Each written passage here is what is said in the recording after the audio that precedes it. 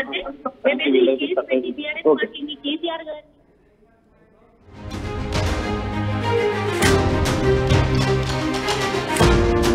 సాయంత్రం 5 గంటలకు కవిత జైలు నుంచి విడుదలయ్యే అవకాశాలు కనిపిస్తున్నాయి.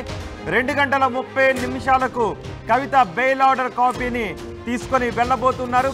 కవిత బెయిల్ ఆర్డర్ కాపీ రిలీజ్ అయింది. గంటన్నర పాటు డాక్యుమెంట్ ప్రాసెస్ ఉంటుంది. సరిగ్గా 5 గంటల ముందుగానే 5 గంటల లోపులోనే బెయిల్ ఆర్డర్ కాపీని తీహార్ జైల్లో సబ్మిట్ చేయబోతున్నారు. అదే సమయంలో కవితకు పెద్ద ఎత్తున స్వాగతం పలికేందుకు కూడా ఏర్పాట్లు చేస్తున్నారు. తీహార్ జైలు వద్దకు గులాబీ శ్రేణులు పెద్ద ఎత్తున చేరుకుంటున్నారు. నిన్ననే బీఆర్ఎస్ ఎమ్మెల్యేలంతా కూడా ఢిల్లీకి వెళ్లారు. బీఆర్ఎస్ ఎంపీలు, ఎమ్మెల్సీలు, బీఆర్ఎస్ ఇతర ముఖ్య నేతలు కూడా ఢిల్లీకి వెళ్లారు. ఢిల్లీలో కవితకు తీహార్ జైలు నుంచి భారీ స్వాగతం పలకడానికి హైదరాబాద్లో ర్యాలీ తీయడానికి కూడా బీఆర్ఎస్ శ్రేణులు ఏర్పాట్లు చేస్తున్నట్టుగా తెలుస్తోంది. న్యాయం గెలిచింది అని చెప్తున్నారు. ఆర్టీవీ స్క్రీన్ పైన కేటీఆర్ను కూడా మనం చూడొచ్చు. ప్రస్తుతం బీఆర్ఎస్ నేతలంతా ఢిల్లీలోనే ఉన్నారు. మీడియా ప్రతినిధులు కేటీఆర్తో మాట్లాడించేందుకు ప్రయత్నం చేస్తున్నారు. కానీ ఆ బెయిల్ ఆర్డర్ కాపీని తీసుకొని జైలు దగ్గరకు వెళ్ళే బిజీలో బీఆర్ఎస్ నేతలంతా ఉన్నారు. బెయిల్ ఆర్డర్ బీఆర్ఎస్ బయటకు వచ్చినట్టుగా తెలుస్తుంది. ఇప్పటికే షూరిటీలన్నీ కూడా సబ్మిట్ చేస్తున్న నేపథ్యంలో బెయిల్ ఆర్డర్ వచ్చింది. ఆ బెయిల్ ఆర్డర్ని తీసుకొని తీహార్ జైలు దగ్గరకు బీఆర్ఎస్ శ్రేణులు వెళ్ళబోతున్నారు. బీఆర్ఎస్ ముఖ్య నేతలంతా మనకి ఆర్టీవీ స్క్రీన్ పైన కనిపిస్తున్నారు. కోర్టు చాలా విషయాలను పరిశీలనలోకి తీసుకుంది. ఇప్పటికే విచారణలో తీవ్ర ఆలస్యం జరుగుతోంది. విచారణ పూర్తయింది, ఛార్జ్షీట్ దాఖలైంది. ట్రయల్ స్టార్ట్ కావడానికి, ట్రయల్ పూర్తి కావడానికి చాలా సమయం పట్టే అవకాశం ఉంటుంది. ఈ సమయంలో ఇంకా నిందితులను జైల్లో ఉంచడం కరెక్ట్ కాదు అని ఇదే అభిప్రాయాన్ని మనీష్ సిసోడియా కేసులో కూడా వ్యక్తం చేసింది. అండర్ ట్రయల్ కస్టడీ అనేది ఒక పనిష్మెంట్ కింద ఉండకూడదు అని సుప్రీంకోర్టు అభిప్రాయపడింది. సో నిజానికి 90 రోజుల్లో ఎవరికైనా డిఫాల్ట్ బెయిల్ వచ్చే అవకాశం ఉంటుంది. కొన్ని సందర్భాల్లో మాత్రం అదనపు ఛార్జ్షీట్లు వేసే సందర్భాల్లో 90 రోజులు దాటి కూడా నిందితులను జైల్లో ఉంచే సందర్భాలు చోటు చేసుకుంటూ ఉంటాయి. సో ఇప్పుడు ఇంకా ట్రయల్ కండక్ట్ కావాల్సి ఉంది, ట్రయల్ ప్రారంభం కావాల్సి ఉంది. కానీ విచారణ పూర్తయింది, ఛార్జ్షీట్ పూర్తయింది. ఈ సమయంలో కూడా నిందితులను జైల్లో ఉంచితే అది శిక్ష కిందకే వస్తుంది. Bail is a rule, jail is exception అంటూ కోర్టు అభిప్రాయపడింది. సో ఎప్పుడు కూడా అండర్ ట్రయల్ కస్టడీ అనేది ఒక పనిష్మెంట్ కింద ఉండకూడదు అంటూ కోర్టు అభిప్రాయపడింది. మనీష్ సిసోడియా కేసులో కూడా. సో ఇక్కడ కవిత విషయంలో కూడా అదే అభిప్రాయాన్ని కోర్టు వ్యక్తం చేసింది. అంతేకాదు సెక్షన్ 45 PMLA గురించి కూడా ఒక వివరణ ఇచ్చింది. సో సుప్రీంకోర్టు ఇచ్చిన ఈ వివరణ ఒక ల్యాండ్ మార్క్ జడ్జిమెంట్గా మనకి పనికొస్తుంది. ఇక ముందు జరిగేటటువంటి అరెస్టుల్లో కానీ, ఇక ముందు PMLA కేసుల్లో మహిళలను విచారించే సమయంలో ఇప్పుడు సుప్రీంకోర్టు వ్యక్తం చేసిన అభిప్రాయాలను ఖచ్చితంగా ఫాలో కావాల్సిన పరిస్థితి ఉంటుంది. ఇదొక ల్యాండ్ మార్క్ పాయింట్స్ ఇక్కడ మనకి చాలా కనిపిస్తూ ఉన్నాయి.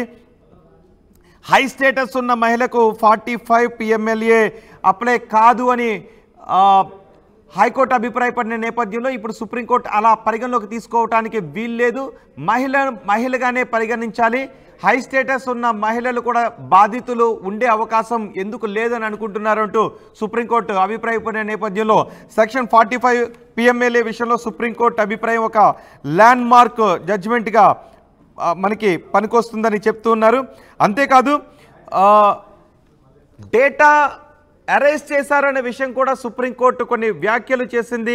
ఇక్కడ అడిషనల్ సోలిసిటర్ జనరల్ సుప్రీంకోర్టు ముందు డేటాని అరెస్ట్ చేశారు, ఫోన్లు ఇచ్చే సమయంలో కవిత మెసేజెస్ని డిలీట్ చేశారనే విషయం గురించి కూడా మాట్లాడారు. ఆ సమయంలో మెసేజెస్ని డిలీట్ చేయడం అనేది తప్పు కాదు, కానీ కవిత నేరం చేశారు అనటానికి మీరు చూపిస్తున్నటువంటి ఆధారాలు ఏంటి అని సుప్రీంకోర్టు ప్రశ్నించింది. మెసేజెస్ని డిలీట్ చేసే అలవాటు చాలామందికి ఉంటుంది, నాకు కూడా అలవాటు ఉంటుంది. కోర్టు హాల్లో ఉన్న చాలామందికి మెసేజెస్ని డిలీట్ చేసే అలవాటు ఉంటుంది.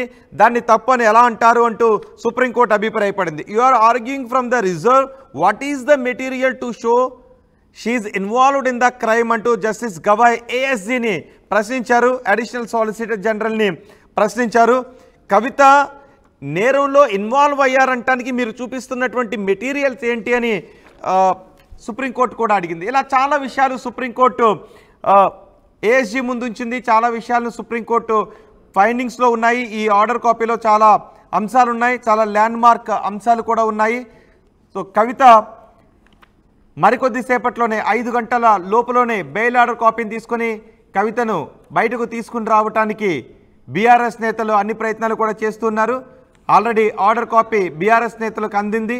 మరికొద్దిసేపట్లోనే కోర్టు నుంచి తిహార్ జైలు దగ్గరకు బీఆర్ఎస్ నేతలు బయలుదేరి వెళ్ళబోతున్నారు. ప్రస్తుతం సుప్రీంకోర్టు దగ్గరే మా ప్రతినిధి రామకృష్ణ ఉన్నారు. రామకృష్ణ, ఎన్ని గంటలకు బెయిల్ ఆర్డర్ని తీసుకొని తిహార్ జైలు దగ్గరకు వెళ్ళే అవకాశం ఉంది? బీఆర్ఎస్ నేతలు కేటీఆర్, హరీష్ రావు అలాగే అందరూ కూడా ఇక్కడి నుంచి బయలుదేరారు, సుప్రీంకోర్టు నుంచి బయలుదేరారు, తిహార్ జైలుకి వెళ్లారు. మరి 10 లక్షల ఒక్కొక్క కేసుకు 10 లక్షల రూపాయల షూరిటీ, పాస్పోర్ట్ హ్యాండ్ ఓవర్ చేయాలి అంటూ షరతులు కూడా కొన్ని షరతులు కూడా విధించడం జరిగింది. ఆ షరతులతో పాటు ఆమె దేశం విడిచి వెళ్ళొద్దు అని చెప్పేసి కూడా చెప్పారు. దాంతో పాటు ఆమె హైదరాబాద్ నుంచి ఎక్కడికి మూవ్ అవ్వాలన్నా పోలీసుల పర్మిషన్ తీసుకోవాలని చెప్పేసి కూడా చెప్పడం జరిగింది. మరి వీటన్నిటిని పరిగణలోకి తీసుకునే బెయిల్ మంజూరు చేయడం జరిగింది. చాలా కఠినమైన ఆంక్షలు అయితే ఇచ్చారు. 10 లక్షల రూపాయల షూరిటీ, అంటే సిబిఐ కేసుకి 10 లక్షల షూరిటీ, ఈడీ కేసుకి 10 లక్షల షూరిటీ, అలాగే 2 షూరిటీలు ఇవ్వాలి, పాస్పోర్ట్ పోలీసులకి అప్పచెప్పాలి. దాంతో పాటు ఆమె హైదరాబాద్ దాటి వెళ్ళొద్దు, అలాగే ఈ కేసుకి సంబంధించి బయట ఎక్కడా కూడా ఎలాంటి వ్యాఖ్యలు చేయొద్దు, మీడియాతో కూడా మాట్లాడదని కూడా ఆంక్షలు విధించారు. మరి వీటితో పాటు వీటన్నిటిని రెడీ చేస్తున్నారు హరీష్ రావు, అలాగే కేటీఆర్, అలాగే కవిత భర్త అనిల్ కుమార్ కూడా కోర్టుకు వచ్చారు. వీళ్ళందరూ కూడా ఇప్పుడు అసలు కోర్టులో ఆర్డర్ కాపీ రావడం ఆలస్యం, కోర్టు నుంచి పరిగెత్తారు, కారు కూడా తీసుకోలేదు, ఆటో పట్టుకున్నారు, ఆటో పట్టుకుని ఆటోలో స్పీడ్ గా వెళ్ళిపోయారు. అందరూ కూడా ఆటోలో తిహార్ జైలుకి వెళ్ళారు. మరి తిహార్ జైలుకి వెళ్ళి అక్కడ ఈ సబ్మిషన్ చేయాల్సి ఉంటుంది. బాండ్స్ అని, షూరిటీ బాండ్స్ అని సబ్మిట్ చేయాలి. అంటే ఆల్రెడీ బెయిల్ వస్తుందని చెప్పి ఊహించారు కాబట్టి అన్ని కూడా ప్రిపేర్ చేసుకుని రెడీగా ఉన్నారు. వాటన్నిటిని తీసుకెళ్లి కోర్టుకి సబ్మిట్ చేస్తారు. తర్వాత తిహార్ జైలు అధికారులను కలిసి ఆర్డర్ కాపీస్ ఇచ్చి ఈ షూరిటీలన్నీ సబ్మిట్ చేస్తే ఆమె మరో 1.5-2 గంటల్లో ఆమె రిలీజ్ అయిపోయే అవకాశం ఉంది. ఆమె ఒక్కసారి తిహార్ జైలు నుంచి రిలీజ్ అయితే మాత్రం ఆమె తిహార్ జైలు